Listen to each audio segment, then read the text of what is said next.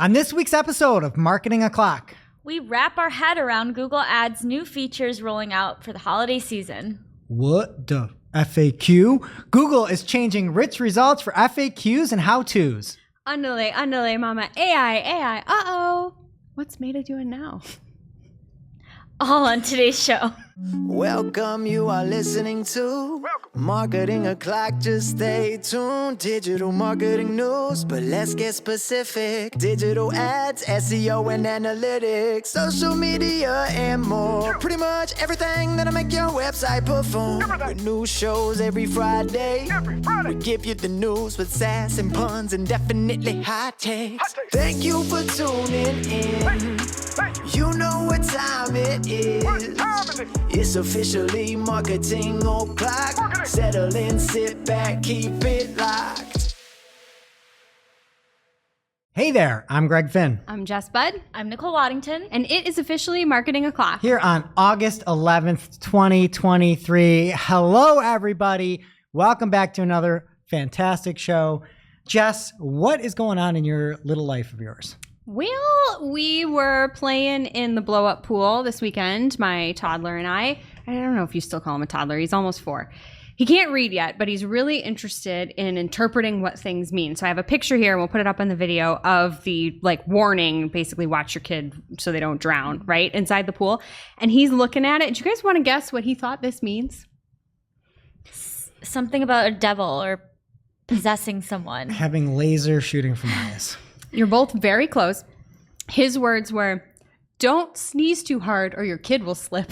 That's pretty good. Yeah. It was pretty good. From the nose. Yeah. Right I didn't know Kids what... waving to his parents, the parents just sneezing all over, making him trip. fall down. And I didn't know what he was talking about. And then I walked over and saw that he was looking at this. And I was pretty proud of him. That's pretty good for a kid that can't read. Yes. If you want to see this, we are on YouTube with video. We've got a podcast section now. We're on Spotify with video. And of course, you can find us on, I guess that's it for video, but social clips too. So check those two places out. All right, Nicole, what about you? All right. So I am coming hot off the plane from a red eye. Went to Colorado. When I hiked my first solo 14er successfully, which was great. Loss. I also went on a bike ride, and this was a kind of intense bike ride because the friend I went with is really into cycling, so we rented bikes that were drop handle, electric gear shifting. This was probably the most expensive bike I'll ever ride. Okay. And we did almost 35, 40 miles. Hills, 2,000 feet in elevation. It was intense, right? I can't believe you're still here. I know, I can't believe so either. I'm not used to riding in the street too, and using the actual bike lanes, and you're riding along the cars. Sometimes it can be a little scary. There was one point where I come to a stop, and I don't get off this bike gracefully. You know how you have to get off the bike and just wait for the light to turn? I'm at a stop, I just topple over. Oh no. And there were a whole line of cars behind me. And this is Boulder, by the way. They're very outdoorsy. They all ride bikes. They're probably this noob on a bike who just fell over onto the sidewalk. And thought about it. I was you know what this is giving? Joe Biden on a bicycle. Oh boy. So tables, feel free to insert the clip of Joe Biden falling off his bike. This is exactly what it looked like. But I'm still here, even though I'm very bruised. And So nobody ran you over, so that's a win. no, yeah. How was cycling up in the mile-high atmosphere? It was tough, but it was thrilling. You go up the hill, and then you ride down it 40 miles per hour. You're catching flies going 40 miles per hour down the highway. That is kind of awesome. You had a helmet on? Yes, of course. Okay, good. Always ride with a helmet. Face mask? Yeah. No. What did you do with the flies? Sunglasses, glasses? Just close your mouth. Oh, okay. Close your mouth. Close your eyes. Hope for the best. All right, and let's get into the main news here. There was a tweet from Google Search Central, an X post from Google Search Central at Google Search C on X. And they said, to provide a cleaner and more consistent search experience, we're changing how some rich results types are shown in Google search results and reducing the visibility of FAQ and how-to rich results. Find out more. And it links over to a blog post. So I am going to do a little FAQ for you as to what this means. Question: are FAQs going away entirely? Answer: no, it's a haphazard implementation.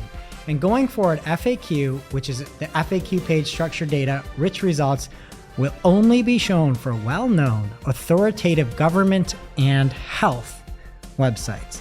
For other sites, the rich result will no longer be shown regularly. Sites may automatically be considered for this treatment depending on their eligibility. Question: how do you know who is eligible to become an authoritative government and health website? Answer: who knows? Nobody knows. Okay. Question: how do you become the authoritative government or health website so you can get said FAQs? Answer: LOL, good luck. We're not telling. Which is kind of weird, right? Yeah. You're like, oh, some health websites. Okay, another question. What should I do with my current markup that makes up my site, right? And the answer is, while you can drop the structured data from your site, there's no need to proactively remove it. Structured data that's not being used does not cause problem for search, but also has no visible effects in Google search. Okay, so then another question. What is up with the how-to markup? This is different than FAQ. Answer: how-to rich results will only be shown for desktop users and not for users on mobile devices. Note that with mobile indexing, Google indexes the mobile version of a website as the basis for indexing. So to have the how-to rich results show on desktop, the mobile version of your site must include the appropriate markup, even though it's not eligible to show in the mobile SERPs. Which is where I'm looking on how to do something. I don't have my Exactly. computer with me. Yeah, I'm not like how to tie a tie and go run to my computer, type it. I'm doing it on my phone. That is insane. And then the fact that you're not going to be able to display this in mobile, but in order to have it, you have to have it eligible for mobile is just, it's a wild take, you know? It just seems ridiculous. Yeah. Unnecessary. And so there were, everybody was sort of like up in arms on this, and Dan Richardson at NJS Dandridge on X says it seems a tad unfair, and showed that there are authoritative health websites that may get the FAQ. I completely agree with that. Just get rid of the whole thing if you're going to get rid of it, or say it's a .gov. The weird to just put that caveat in there, like if you're an authoritative health site, that's How do you know? that's I guess you know if you see it in the SERPs live.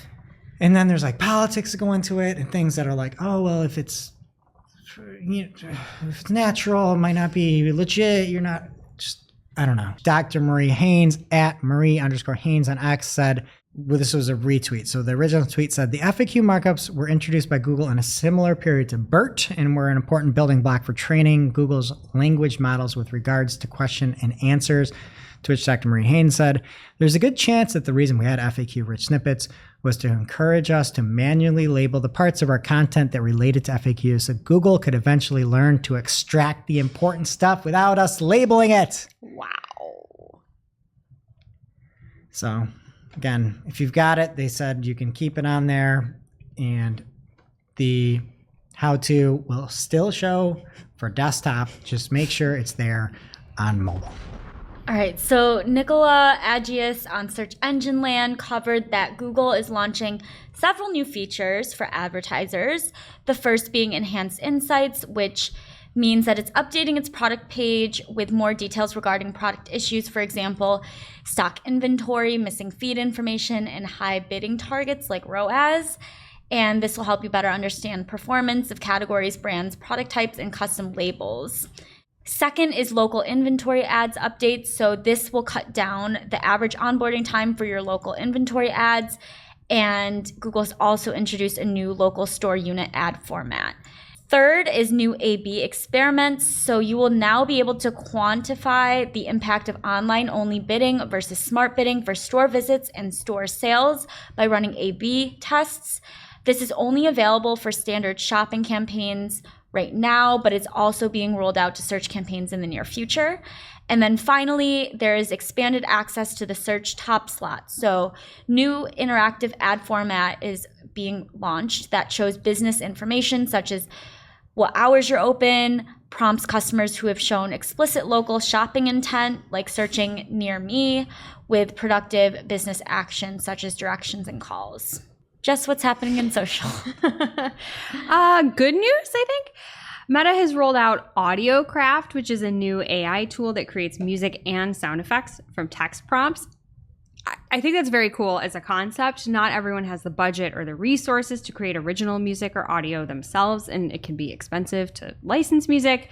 And if you've ever watched YouTube, stock music gets old fast, just like stock photography does. So it's cool in theory. That said, though, this is really new territory in general, and there could very well be implications to it that are yet unseen. There's already been legal issues surrounding AI-generated music, with the Google being sued for allegedly stealing content for AI training. That's a whole thing. Artists are on the lookout for copyright infringement, so we'll see. It might not be an issue here, though. Meta did note that all music used to train MusicGen, which is one of the 3 models used in AudioCraft, is owned by Meta and specifically licensed for this purpose. So hopefully not an issue, but again, who knows? This is so new. Early adopters will have the benefit of standing out with their creative. Obviously, if you need audio or music and don't have the means to create it, this is great. So hopefully the outputs will continue to be as unique as the prompts that are provided. They did have a little graphic that talked about, the flow of how it works. So they gave a text input example for music, a lo-fi song with organic samples and saxophone solo. For audio or sound effects, they said sirens and a humming engine approach that pass. It seems cool. You don't really have to know what you're doing. A lot of the examples that they gave, if you listen to the audio sample too, they'll be like up tempo, down tempo. I don't know what any of that means. I love music, but I don't know how it works.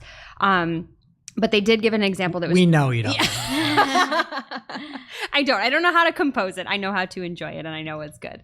But even something as simple as 80s electronic with drum beats was in there, and it actually sounded good. It's not quite the brilliance of Trent Reznor's first album, Pretty Hate Machine, but no worries there. Meta said that they're open sourcing MusicGen, AudioGen, and Encodec for research purposes. Those are the 3 models that they're using. They want to help advance the field of AI-generated audio. They feel very optimistic. They've said that having a solid open source foundation will foster innovation, complement the way we produce and listen to music. They likened it to how synthesizers changed music when they first came about, which I think is an interesting example, and again, harkens back to the 80s. But if you actually listen to the samples that they gave, they're decent. They sound like real things. There's no vocals that I heard in anything, but it could be really fun to play with. Tables, have you dabbled in this yet at all? I know you were talking about it. Have you played with it yet? I have not played with it. Last time we covered it on the show, the only thing I heard was basically the thing that Meta released. So yeah. It's here. You can play with it. I'd love to see. But I feel like it's a good tool. It's good to know it's out there. Again, the thing will evolve. Implications will probably surface, but it's a nice idea. And I think the more that people use it, the more it can learn. And hopefully there's a lot of variety out there. And it could be a really cool tool for advertisers or just content creators in general. So love to see it. Now it's time for this week's Take of the Week. This is a #fire digital marketing take with extra spice served up for you. We simply deliver the take for your consumption. We give no opinions. We don't influence. You make the call. This week's Take of the Week comes from Dan Barker by way of Krista Seiden. And the original tweet from Krista was deleted, and it was a poll. So Barry Schwartz actually recreated the poll like a day after. Thankfully, thank you, Barry. And the poll said, SEOs, what are your thoughts about Google Analytics for quotation GA4, #GA4 Google Analytics? So that was the exact poll. And it was love it, somewhat positive, somewhat negative, or hate it. And I think Krista's in that academy, like the Google Analytics Academy. So maybe the responses were too negative or something. I don't know why. But the poll was gone, but thankfully Barry recreated it. And I think Krista's initial poll was like 70% negative, hate it. Wow. Which is strong. That's right? very strong. I don't know for sure because the poll got deleted, which is like counterproductive. There's still a lot of funny comments towards it. But in Barry's poll, hate it was only 51.9% as of this morning. Still the resounding majority. Yeah. Yeah, but I think the original poll was maybe that's why it got deleted. Anyway, Dan Barker responded to the initial poll and said, like your favorite takeaway, switching from delivered cooked pizzas to delivering raw ingredients and expecting you to prepare and cook them yourself. It may make a better, healthier pizza, but not everyone has a good pizza oven, and not everyone has the time to cook every day. That is Wow, that's beautiful. great. Amazing. So accurate. Yeah. Makes me hungry. Yeah, so snaps to you, Dan Barker. Great take. We re-exit. Now it's time for this week's ICYMI. ICYMI people. This is something you just might not have seen. Maybe something that you overlooked, but you shouldn't have. All right, this week's ICYMI is from Ben Turner at Ben BGT Digital. He posts on X, another automatically created and added ad headline thanks to Google Ads. That AI learning is really paying off. Same thing across 30 ad groups, and yes, they've been served and had impressions, hashtag PPC chat. And he has a screenshot of a headline that says default description. Oh, no. And he follows up with, after investigation, this was a recommendation to improve the RSAs in an account that the client accepted, not strictly an AAR or auto apply recommendation change, but one of those annoying continuous prompts. Clients accepting these early morning via the mobile app is starting to make my work days longer, with a sweating emoji. And there, I think there's another tweet where it's like, this is why agencies are never going to die that's coming up. And this is why. Like, these prompts, they're not amazing. And I know that they come in as recommendations, and it's easy to be like, oh, this platform, Google, I trust it. They make silly little commercials and stuff. I'm going to hit, yes, I accept their recommendations. I want more performance. We talked about this before. A lot of the recommendations say you will get better performance by doing this. Many times you will, many times you won't. Just sad. Yeah. And the fact that it isn't even default headline for a headline. Wow! Like, at least make it default headline. That should not be a thing we even have to talk about, but you're so right. Now it's time for this week's Pew Pew Lightning Round. At this point in the show, we split up our content into 3 parts: paid, organic, and social. All right, first up in paid news is from @XDaily. X will be rolling out sensitivity settings for advertisers. Brands will be able to select the preferred sensitivity for what type of content they want their ads to appear next to. And the screenshot shows the setting, and you can choose from relaxed, which is coming soon, standard, or conservative. And it kind of looks similar to what Google has done with their sensitivity and settings and placements. I'm surprised X doesn't have one where it's like the crazy stuff. You know Right, what I mean? like That's rated like- R, rated R stuff. It's like things Elon would tweet. You know? Right. You get a lot of exposure, actually. People watch for him. Barry Schwartz covered Google Ads' new responsive search ads guide on Search Engine Roundtable. So this is a 9-page PDF guide that Google released that goes over how RSAs work and how it uses machine learning to serve specific headlines, descriptions, how it judges ad strength, and how to get more out of your search ads. And how it serves certain default descriptions as headlines too. Yes. And reading through this guide, I feel like most of this isn't new info if you pay attention to the space. Like, it basically found 20 different ways to say that Google is encouraging advertisers to embrace AI-powered solutions with their bidding types, with keyword match types, and responsive search ads. So it isn't really that helpful in my opinion, but I found it interesting. On page 7, it covers how to evaluate the effectiveness of RSAs, and it says, asset performance ratings provide a retrospective view of the effectiveness of individual assets. Performance ratings can be learning, low, good, or best, and are determined based on the asset's performance on the query mix that your ad served on relative to other assets in the ad. Ratings provide statistical confidence about your assets' performance, which traditional metrics like CTR cannot provide. So I'm just confused because their performance ratings of learning, low, good, or best, they're saying is more helpful than click-through rate, which they don't even give you. They just give you impressions, number of impressions that headlines and descriptions have. So not helpful.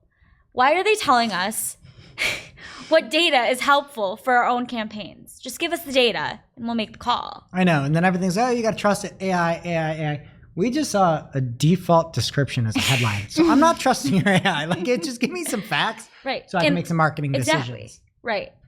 And Ginny Marvin at Ads Liaison on X took some questions with this announcement of the guide. And one post that stood out to me was from Liad Ben Shimon at Liad_Ben Shimon. They said, another thing I'll never understand is why we are only given the impressions column when evaluating RSA headline performance. It's been years with RSA. Why can't we see conversion-driven CTR, etc.? It would help us test new ad copy significantly better. 100% agree. And Ginny responded saying RSAs account for factors like impressions, click-through rate, and conversions in conversion value. They also factor in each asset's performance across the query mix relative to other assets of the same type to help show the best ad combination. Asset performance ratings distill all of these factors and provide statistical confidence about each asset's performance. Using asset performance ratings, you can replace low performers and iterate on good and best performers. Ad variations here are a helpful tool for testing assets and swapping headlines. And then she says, see page 7 in the guide. Is she saying then that by getting more impressions, you're succeeding in these other metrics and that's why they're hiding them from you? Because that's what I distill from that, and that can't possibly be. I know. All right, moving on. More Google. Mike Ryan at Mike Ryan Retail posted on X, how much data does PMax need to work? This question comes up constantly, and I've seen answers from 15 monthly conversions to 100. So I pulled together 14,000 data points to find out. And there's a chart with share of PMax campaigns percentage on the y-axis and then monthly conversions on the x-axis. And from the chart, you can see as conversion volume increases, on-target performance increases at the expense of below-target performance.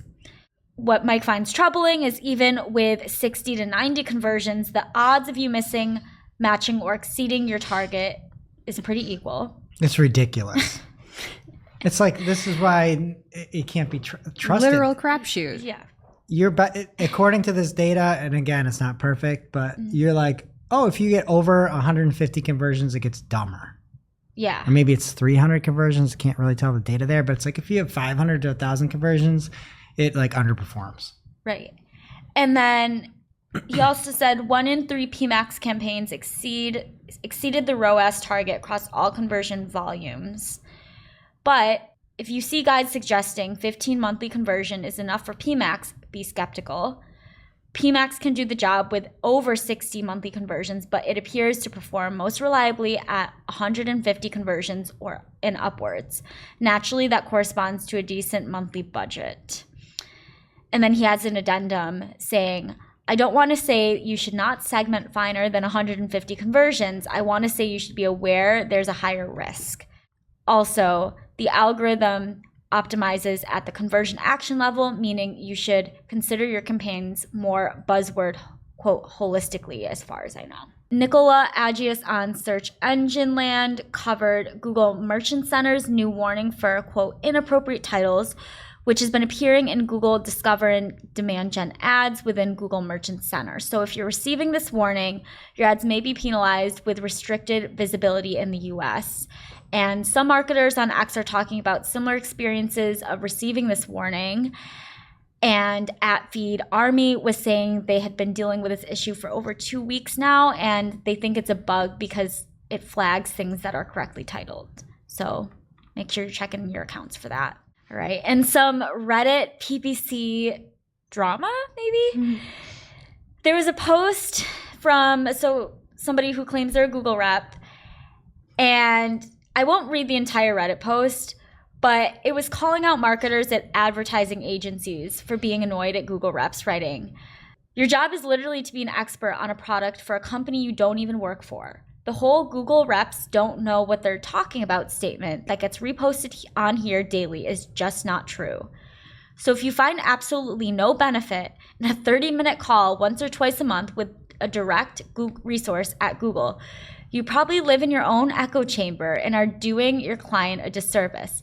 Just because you were a badass PPC warrior 5 years ago doesn't mean you have all the answers today." And that's just a quote pulled from a longer post. Wow. And I don't know, I think there's a lot of nuance with Google reps and marketers at agencies. Like, we talk about it all the time here. Reps have motives to make Google money, and agencies have duties to protect their clients' interests.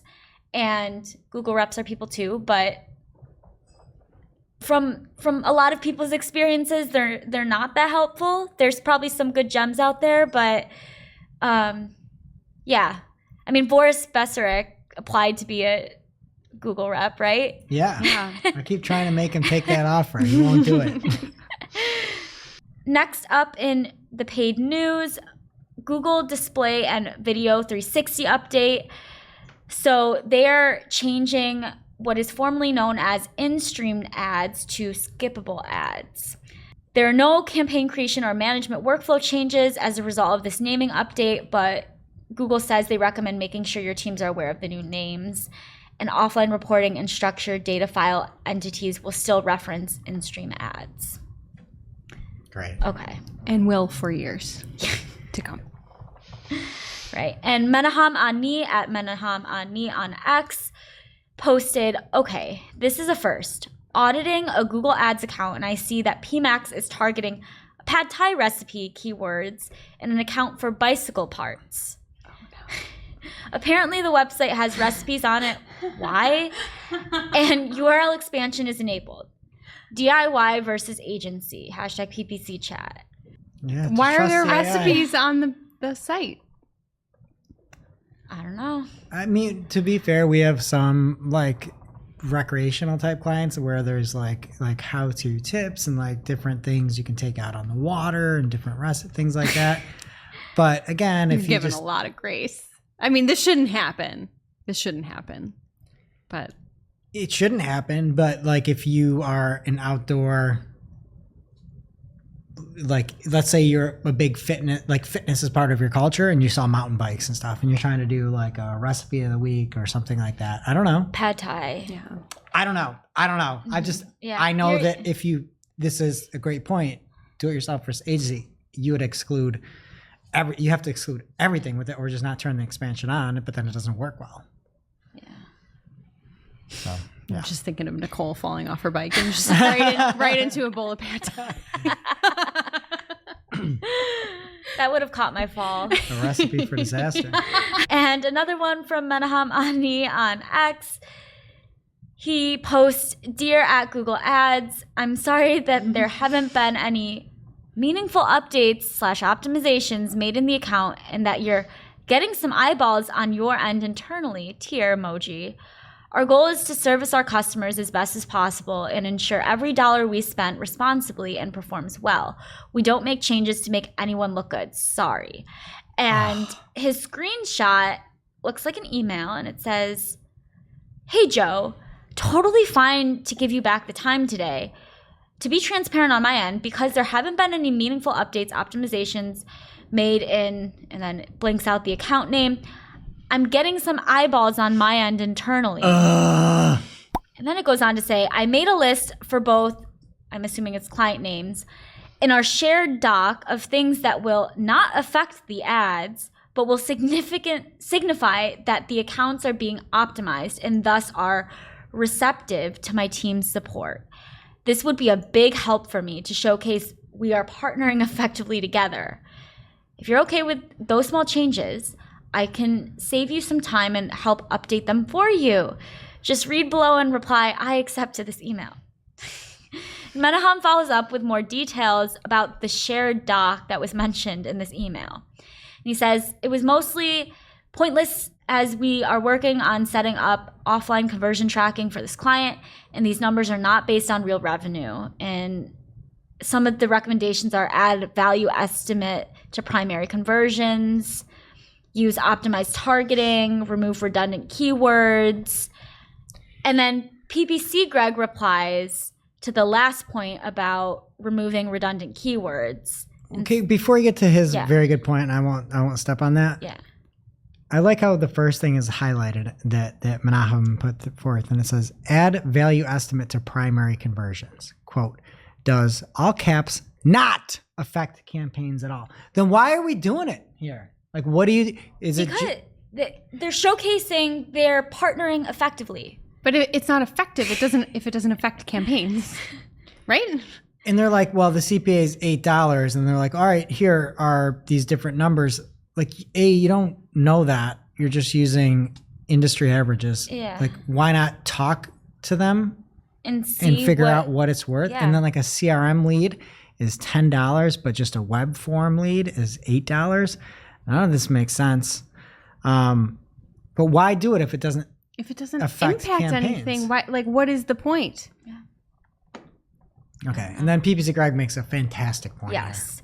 So PPC Greg posts, wouldn't removing all of your redundant exact match keywords to allow Broad to pick them up result in more work when auditing, optimizing keywords and negatives? Great point.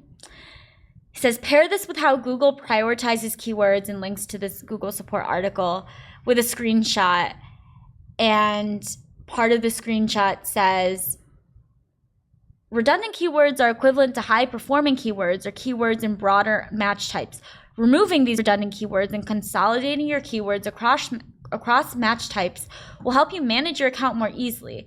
It doesn't negatively impact your performance and still allows your ads to appear on the same searches. As an example for how this would work, if your ad group has the phrase match keyword, women's hats, and broad match keyword, ladies hats, we will recommend that you remove the phrase match keyword since the broad match keyword, ladies hats, covers all searches from women's hats. What's the point in keywords? Go for it. No, I am not going to rant today. I'm not going to rant today. But this person that was a Google Ads rep that said, y'all are haters and it's not rocket science. This stuff isn't rocket science, but this is really, really hard to understand what's happening. And then you remove some redundant keywords, and maybe it's exact match, phrase match, something like that.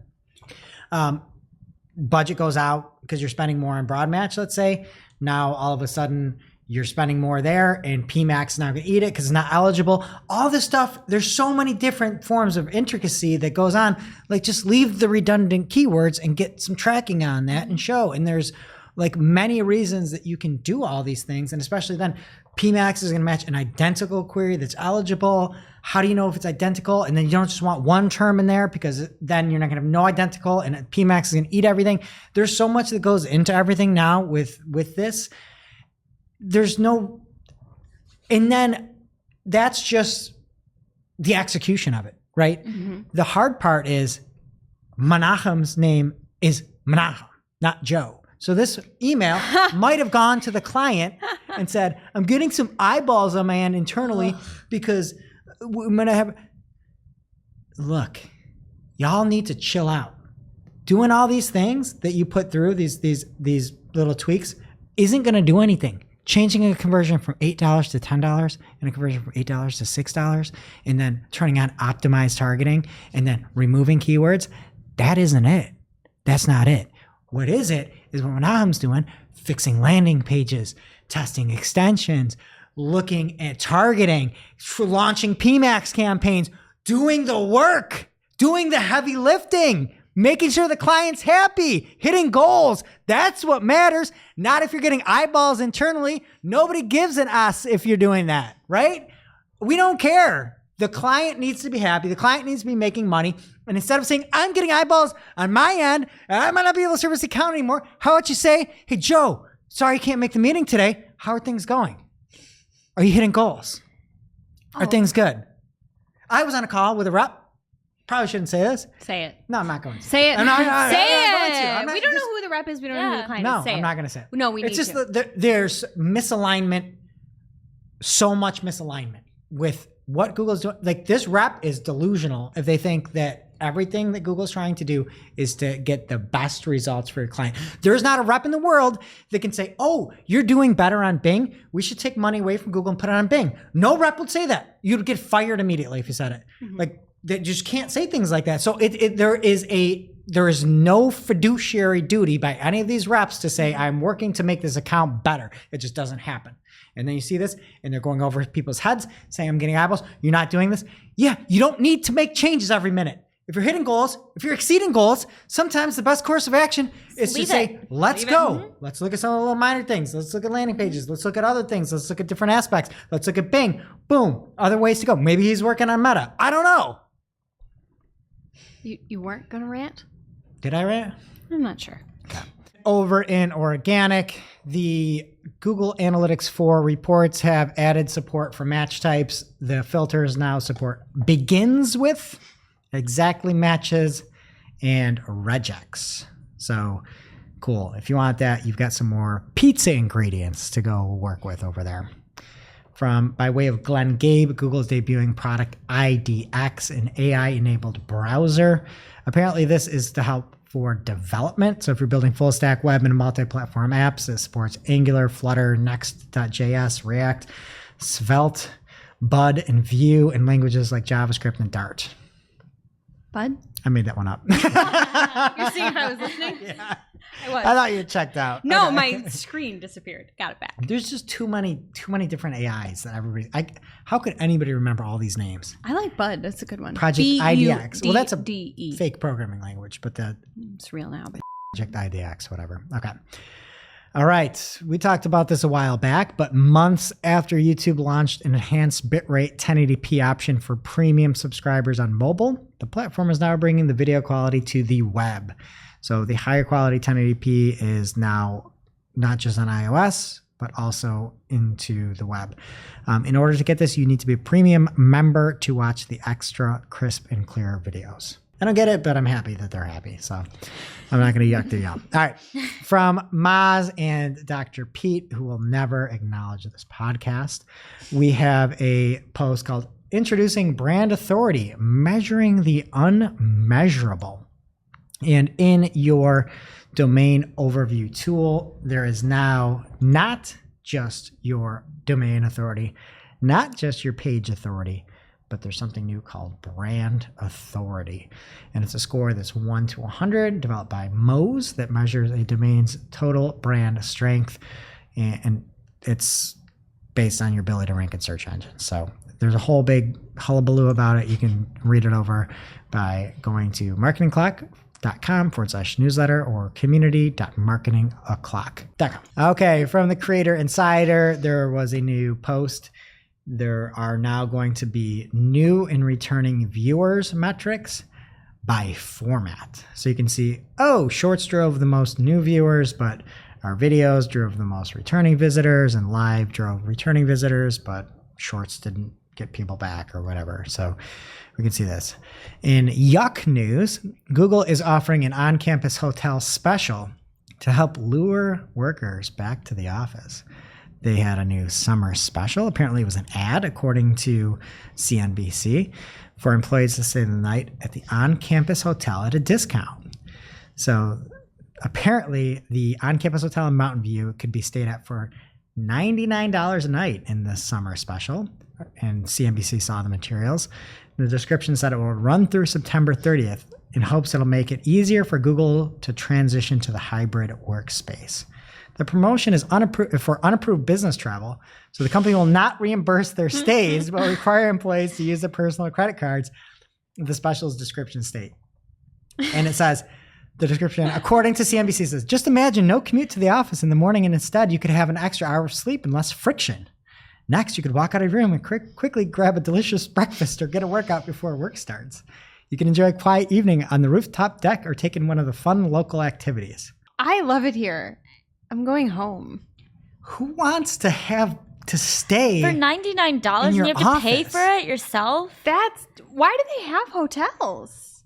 A, why do they have hotels? B, how is this helping people get back into the office? You're like, oh, come on back in. Just stay in the hotel. You pay $100. Yeah. I'm like, no, I don't want to pay $100. If it was like free, I'd be like, all right, Sure. like, maybe I'll Yeah. skip, sublet my lease or something. Right. And move into I mean, this you hotel. live an hour away from here and you still Right. come every day. No, and You're it's not like- sleeping here. And then like a hotel. Is Like, it and open to the public or is it I don't- just Yeah. for employees? I understand they employ a lot more people than we do, but that's weird. The Google Also, do you get owned- the same like hotel room every time, or I just don't understand how that's transitioning to the hybrid workplace. If you're staying on campus, seems pretty like No, on and then premise. you shouldn't have a hotel. Like that's just you don't want to have. Call it dorms or You something. don't want to Hotel have is people just sleeping weird. and doing things like on premise. Like that's just disgusting. What is this? this? What you do in a hotel? You get a Go hotel. to the gym and have less friction and get a workout in before Oh, there work is starts? more friction going on in these hotels. Let me tell you, there is more friction. There's a lot going on. Local activities. I just feel like you don't want to encourage that. No. And they're running ads for this? How are they targeting these ads? I think it's like emailing it out. It's I don't know, whatever. It's just gross. Anyway, from TechCrunch, Spotify, and Patreon have partnered to launch an integration that lets fans listen to subscriber-only Patreon audio directly from their Spotify account. This is a big deal. I know a lot of people don't like X and the subscription model there, but one of the biggest things with Patreon is you need to download the app, and it's super clunky, and it doesn't work as good as something like Spotify. So if you're a creator and you're looking to make one-off podcasts or something like that, this could be a good option for you, because now you can just listen to your, exclusive podcasts directly in something that you use all the time with Spotify. So I dig that. All right, that's it in organic. What's happening in social, bud? Well, I know you said people don't really like X, but I got a lot of X news and we're starting with it rather than finishing with it because we're changing it up. So, first up this week, X renames TweetDeck to X Pro ahead of paywalling the platform. And first of all, I would just like to say XDeck has a much nicer ring to it. So, missed opportunity, Elon. But aside from the name change, some other upgrades that are coming to the platform: an updated post composer, which includes all post functionality, including GIFs, polls, etc., all in posts that can be scheduled. This article said tweets so many times. If I say it, I'm just quoting the article. Improved advanced search filters, the option to sort your X Pro columns into top posts or latest posts, and video docking so you can watch a video while performing other functions within X Pro. I love that last one. I think that's nice. I think it should be not XDeck, but Dex. Oh, that's good. I like that. Yeah, anything is better than X Pro. It's hard to say. I'm over it. it sounds like an Apple product. It does. Actually, It sounds like somebody that they at one point were like amazing, top of their craft, killing it, super professional. Not anymore. And then like, They're- ah, now, you're an now X they're Pro. an X Pro. You're an X. Get They're no outta good here. anymore. Now they're a Rube. Yeah. Okay. Get back to AAA. Go to your Google hotel. All right, from X Daily. Did that for you. You didn't even laugh. Searching on the web version of X will now show a tab with relevant lists with an easy button to follow the list. Pictures and video have also now been combined in the media tab. Good luck, everyone. Amazing. I love lists. I have problems finding lists. I love lists. Are one of the best part of X. Well, now you can easily follow them. And media as well, which I agree with. Why do we need to segment things? Okay, more from them. X Blue is now X Premium, and its new handle is @Premium. Wait, was it ever really X Blue? It was Twitter Blue. I never heard it turn to X Blue. I don't know if there was. I just feel like there's so many things are getting new names. My entire lightning round is about things getting new names. My favorite thing is that X Daily says X Blue is now X Premium, and it shows a little link or a screenshot of @Premium. They got that handle. And the link underneath it is x.com/i/Twitter Blue. Yeah. You still go to twitter.com. The whole thing is just a mess. But we're getting there. Okay. Everybody is getting a new name today, including poor Jeremy Vaught, who says, 16 years ago, I created @music and have been running it ever since. Just now, Twitter/X just ripped it away. Super pissed. Jeremy's words, not mine. And this is in regards to what looks like an email that he received. Hello. The user handle associated with account @music will be affiliated with X Corp. Accordingly, your user handle will be changed to a new user handle. However, we appreciate your loyalty. No, you don't. And want to minimize any inconvenience this may cause. At this time, we will be changing the handle to @musicfan. And we have listed additional handles you might be interested in. Now I'm paraphrasing. Yada, yada, yada, whatever. Here are the handles they proposed. @musicmusic, which I love so much. @music123, because @music122 was taken. And @musiclover. Please reply to this email if you have any questions. Best regards, X. I have so many questions about this. Those usernames look like Mike Webkin's usernames. Right? Music? Yeah, or like Webkins? Music123. This is Music Lover. Also, they took the account but left all the old X's up. Or the posts up. Everything about this is bad. Real bad. Everything about this is bad, including the fact that I thought X Music would be a better handle, so I looked it up. It's a radio station, but I was blinded by the Cheech and Chong's Gummies ads that I am now receiving, and I don't even use the platform, Greg. It was the first thing that I saw. Anyway, Sam Tomlinson, @DigitalSamIam on X, had this to say about it, and I think it's incredibly impactful. He says a few notes. 1, if @Elon Musk is really trying to build an everything app, its success will be contingent on unique identities and confidence. This destroys both. 2, if anyone at X ever wonders why so few creators invest in building a platform here versus anywhere else, this should be Exhibit B after the original X guy. But they're just out there usurping usernames for people that have built something, and it's really sad. And I understand that you can do that, but why? What is the point? They didn't really, I mean, maybe you could reply with a question and ask for the reason why you're doing this. I just think it's terrible to do that to people that if you appreciate their loyalty, let them have it. From social media today, a new analysis reveals how X is evolving its feed algorithm and what it's looking to emphasize. So you can read this whole thing if you want, but the TLDR is that replies are now being emphasized. X is looking to amplify replies to posts and give them more exposure in the main For You feed. Replies to posts. There will be a stronger emphasis on video. The You Might Like tag is now being replaced, or will be replaced, with popular videos. Subscription content will be highlighted more prominently. They're expanding the amount of time a post is eligible to be displayed in the main feed from 24 to 48 hours. They're Xing that. X is also penalizing mentions of the term threads, which is funny because Threads kind of stole that from Twitter, but Twitter is now X, so maybe they don't care. Links, as well as links to the Meta competitor. So evidently mentioning other competing social media apps also results in a reach penalty. That's partially an exact quote from the article.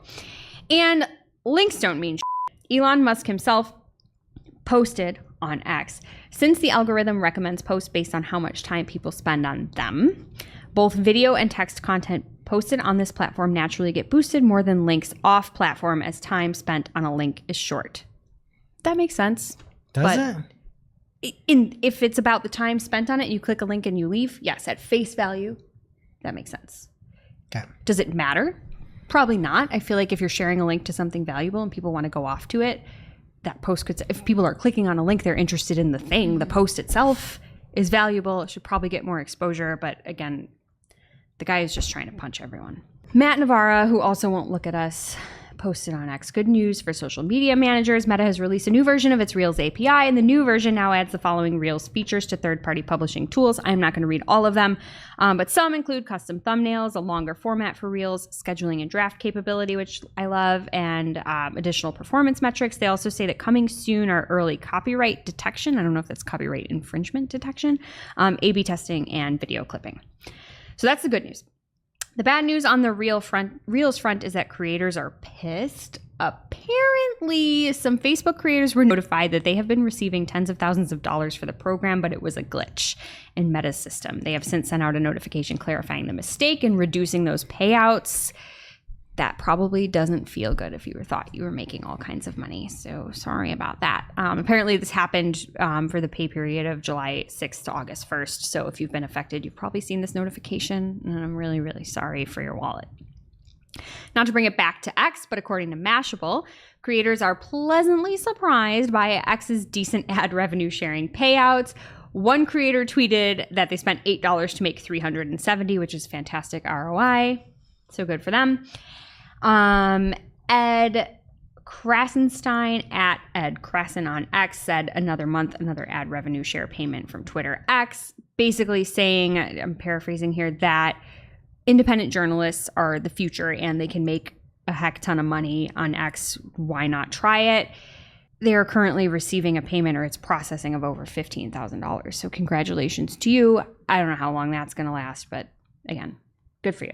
WhatsApp has released screen sharing as a new feature to their video calls, which is awesome. I love to see that if you're actually using it to, in a professional capacity, or even if you're just trying to show something to your mom. Nice to be able to screen share. And speaking of WhatsApp, cease and desist Digital Information World. I know we're not even supposed to say your name, but I could not read the article because your article was titled Admins Rejoice. WhatsApp's latest update lets you rule group chats. I don't even care. Rejoice is my word. You are probably a robot and or a dentist, and I'm not having it. If you care about this, the link will be in the show notes, community.marketingoclock.com or marketingoclock.com/newsletter. And that brings us to our real life segment, straight out of our accounts and into your ear holes. It's time for Working Hard or Hardly Working, where we talk about what's going on in our IRL work, good, bad, or otherwise. This week's Working Hard or Hardly Working, for me, it's Julia on our team. She covered for me and pretty much 3 clients that I have while I was out, and she did a fantastic job and very proud of her. So thank you, Julia. She's amazing. She is. For me, cross-domain tracking in GA4 is much easier to set up than Universal Analytics, which I recently found out. So GA4 is a big loser, but that's a small win. All right. And for me, there's a B2B SaaS client that we have. PMax has just been crushing it. Don't know why. Can't tell you how. You won't ever know. We are looking at all the different landing pages it's going to. We've got final URL expansion on. It's horrific, but it's working. And we're like, we're going to make this better, but for now, we're just going to keep it running. We're going to come up with ways to make it a little smarter in the background, but Google wants something to work, they force it to work. And now for this week's Cool Tool. As a reminder, our Cool Tool segment is not an official endorsement or paid mention. We're simply sharing something we found in our travels that may be of use to our listeners and is really, really cool. This week's Cool Tool takes the derp out of your place in the SERPs. No more questions. From Rob Uzbey at Rob Uzbey on X. It is SE Metrics, a play on SEM, a brand new tool that provides you with measurable statistics about your site's performance in ways that affect search rankings. So you can easily look at things like brand authority, user engagement, and site performance, and how the combination of various ranking factors are impacting your performance for specific keywords if you really want to dig into something. You can also see where your site stacks up against competitors, which is always a handy thing to have. It's newly launched, so it's still in beta, but you can try it out for free at semetrics.co, or as always, we'll have the link in our newsletter at marketingclock.com/newsletter, as well as on Discord, community.marketingclock.com. So pick your poison and check it out. Now it's time for our must-read marketing article of the week. An article so advanced, so in-depth, so detailed that we simply cannot cover it in its entirety on today's show. This week's must-read marketing article of the week comes from Brooke Edmondson from Search Engine Journal, and the title of the article is The Complete Guide to Google Ads Lead Forms Assets.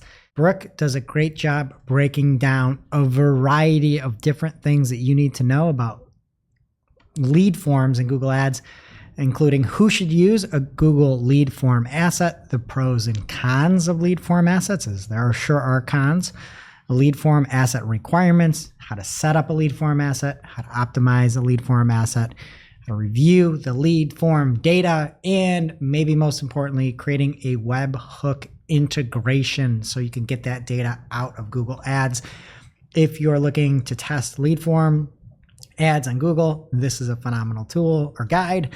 So thank you, Brooke. And if you want this and more, again, marketingclock.com community.com/newsletter or community.marketingclock.com. And now onto our playlist of curated songs to work to, which you can find over at playlist.marketingoclock.com. I will be adding Growing Sideways by Noah Kahan. What are you adding, Jess? I'm throwing it back to middle school, Jess. I'm going with Crawling by Linkin Park. Wow. Greg? I'm going to go with Rain on My Mind by Diplo featuring Paul Cawthorn. I am like in a Paul Cawthorn. I can't even say his name, but He's I'm a in good that man. mood. Yeah. Man, that guy, I don't know He if has he's a good it. man. He's a good musician. he's got it. He's got it. Yeah. All right, that does it for today's show. It is now officially not Marketing O'Clock. Thanks for listening. Miss you already. Can't wait to see you next week. Thanks for listening to Marketing O'Clock. If you're looking for more information on today's topics, head over to marketingoclock.com/newsletter to receive every single article we covered. We share the news as it breaks in our Discord community. Head over to community.marketingoclock.com to join. Welcome to Shootin' the Heck, where after our famous Friday news shows, we don't talk about marketing anymore. We just Shoot the heck. And this week, we're playing everyone's favorite game, a game that we came up with at lunch on Friday, where Table said he's Mr. Fit, he's Mr. Fab, he is back to the gym working out, and somehow we started betting about how many push-ups he could do. And I said, there's no way you could do 60 push-ups. Table said, I might be able to get it. Is that correct, Tables? Am I putting words in your mouth? No, that is correct. So I put a bounty out on 60, and I said, there's no way you can do 60. You can't do chest to floor, full extension 60 push-ups in a row. You just can't do it. That's a lot of push-ups. To which Table said, I'll give it a shot for $250. Oh, there is money. Okay. Yes. So he wins $250 if he can do 6. Now things seem to have started to change ever since Friday. Yeah, see, I didn't realize that you had already agreed on a price and a stance because there was some debate ahead of this. I said yeah. fully locked out arms Uh-huh. and chest to floor. Right. What's Push-up. continuous? What are we saying What's now? the definition of continuous? He gets 5 breaks where he has to be in plank position, arms locked Okay. for 10 seconds. So he gets 5 10-second stops. But apparently now he's saying a push-up you don't have to touch your chest to the floor. Graze. Not only is he saying that, close. everybody else here is saying that too. You're the only one that says otherwise. I'm Nicole? staying out of it. Speaking as the internet, what does the internet say? Internet's a mixed bag too. Some Can say we look graze. at Wikipedia? I Does that trust work? Wikipedia. Yeah. I don't know what it's going to say, but let's look it up here quick. In the full push-up, the back and legs are straight on the floor. There are several variations besides a common push-up. These include bringing the thumbs and index fingers together. Gonna have to work on my mechanics. That doesn't say about the floor. Okay, so we'll put The a NYT. book. There's a book. If we take that book over there, Kirk Williams' book, we put it in there. Is that nearly touching the I would floor? say, yeah. That's like Is that an fair, inch or two. Tables? That's an inch or two. Sure. Okay. So here we go. We're going to go record 60, but we got to guess how many you think he's going to get. So this is Ooh. like a side bet here. Okay. I'm going to go 52. Okay. I feel like he's going to almost get there. Is there a time limit? No. No. He Okay. can just have a It's couple of just those the breaks. Okay. I'm gonna go 55. Wait, no. If you're that close, you could do 5 more. Yeah. 47. I was going to say 45, but knowing he's not doing real push-ups, I might say 270. Wow. Ouch. Them's fighting words, Tables. I'll go 65 if you're not touching the floor. Oh, you can go higher than 60. I thought he was just doing 60. Yeah, but if he can do Well, yeah, I guess he probably 65, wouldn't what do are the 65. stakes? I'll go 60. Give him a little extra. Good game theory. Hey, $251? game theory. Yeah, you're right.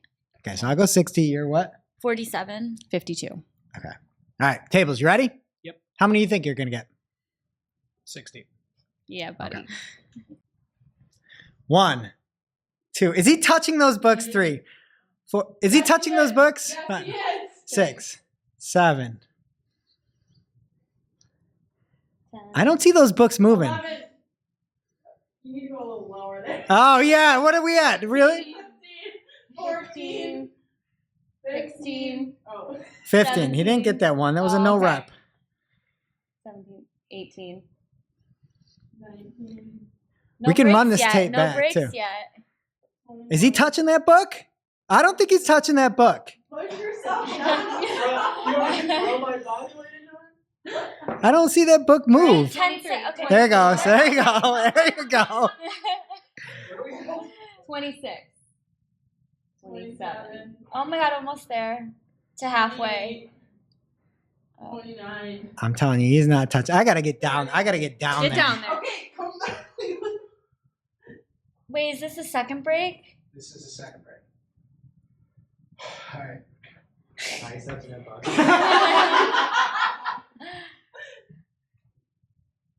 33. That was weak. 33. That's no wrap. 33. Oh.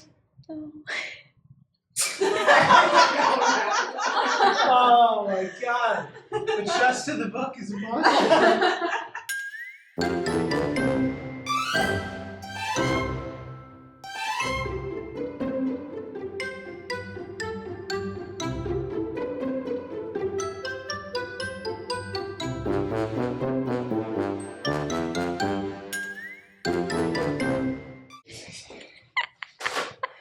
All right, so what was the total? Table's got 33. 33 to 36. 36. Forgot. Okay, so no, it's a no-go on 60. No. Okay. No Next time. Yeah. Next time, I'm going to do 60. You're going to do 60. 120 as a team. Yep. Awesome. All right, and we will see you next week.